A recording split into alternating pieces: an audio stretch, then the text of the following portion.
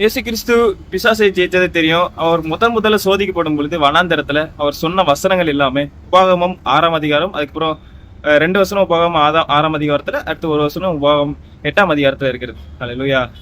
எனக்கு ஃபேவரட்டான ஒரு புக்கு உபாகமம்.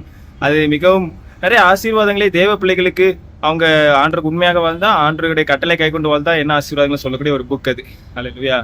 அதே சமயத்துல ஆசீர்வாதங்களை விட அதிகமாக சாபங்கள் கீழ்ப்படியாமல் போகிறவர்களுக்கு, அவர் சொன்னாலும் கேட்காமல் அந்நிய தேவர்களை பின்பற்றி அந்நிய மக்கள் ஆண்டவரை அறியாதவர்கள் வாழ்கிறது போல பின்பற்றி போகிறவர்களுக்கு மிகவும் அதிகமான சாபங்கள் குறிப்பிடப்பட்டிருக்கிற ஒரு புக்கும் உபாகமம் தான். அல்லேலூயா.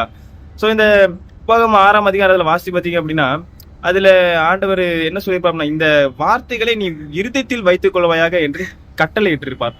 அல்லேலூயா. அது அவர் கட்டளை.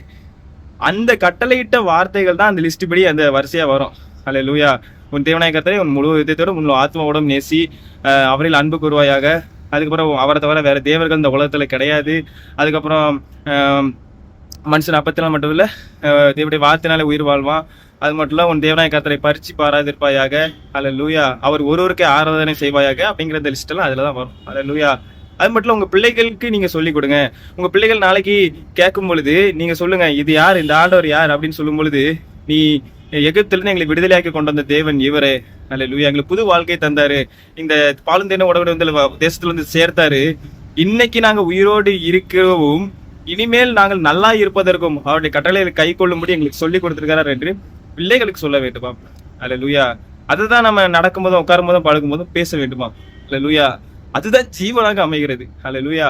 ஸோ இந்த வேத வசனம் அப்படிங்கிறது பட்டயம் அப்படின்னு நம்ம கேள்விப்பட்டிருக்கோம். எபேசியர் 6ஆம் அதிகாரத்தில் சொல்லப்பட்டிருக்கோம். இந்த பட்டயம் தான் நம்மகிட்ட இருக்கிற ஒரே ஆயுதம் வெட்டுறதுக்கு. அல்லேலூயா. மற்ற எல்லாம் ஷீல்டு தான். அல்லேலூயா.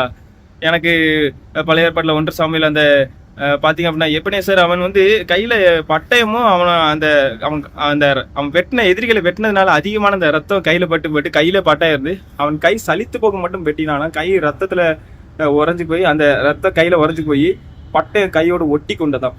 அல்லேலூயா. அந்த அளவுக்கு அவன் யுத்தம் பண்ணியிருக்கிறான். அல்லேலூயா. இன்றைக்கு இதே போல வேத வசனத்தை நம்ம எந்த அளவுக்கு கையில வச்சிருக்கிறோம். அல்லேலூயா. அந்த அளவுக்கு அவன் யுத்தம் பண்ணியிருக்கிறான். நாமும் அப்படி யுத்தம் பண்ணா மட்டும் தான் நம்ம எல்லாத்தையும் ஜெயிக்க முடியும். அல்லேலூயா. வேத வசனத்தை இருதயத்துல வைத்துக்கொள்ளுங்க. கர்த்தர் தாமே எங்களை ஆசீர்வதிப்பார்.